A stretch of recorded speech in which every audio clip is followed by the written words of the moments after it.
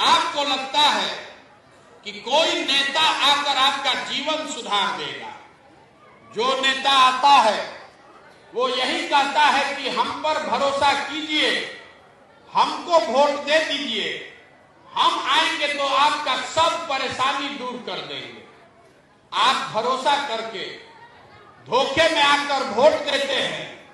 एक बार नहीं, यहां बैठे हुए लोग आपने 3 बार, 4 बार, 5 बार पिछले 40-50 साल में कई बार वोट दे दिया, लेकिन आपका जीवन नहीं बदला। आप अपने घर पर बैठते हैं, दलान में, खेत खलिहान में बैठते हैं, तो दिन भर बैठ के यही बतियाते हैं कि आपकी ये दुर्दशा क्यों है। आपको लगता है कि सरकार अच्छा काम नहीं कर रही है। कोई लालू जी को दोष दे रहा है, कोई नीतीश कुमार को गाली दे रहा है, कोई कांग्रेस को खराब बताता है, कोई मोदी को खराब बताता है। तो हम आपको बता रहे हैं कि किसी नेता को और दल को गाली देने से आपका जीवन नहीं सुधरेगा। आप अपना समय बर्बाद कर रहे हैं। आप ये मान लीजिए कि जितने दल और जितने नेता जिनको भी आपने चुना, सब ने अच्छा काम किया।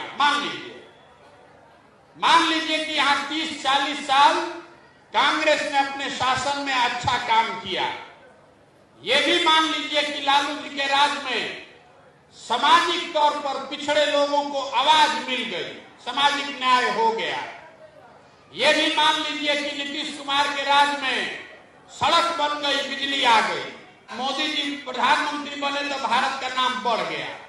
लेकिन अगर सबका बात सही मान भी लीजिएगा तो भी इस बात से कोई इनकार नहीं कर सकता है कि बिहार आज देश का सबसे गरीब, सबसे पिछड़ा, सबसे ज्यादा अशिक्षित, सबसे ज्यादा भुखमरी और सबसे ज्यादा बेरोजगारी वाला राज्य है।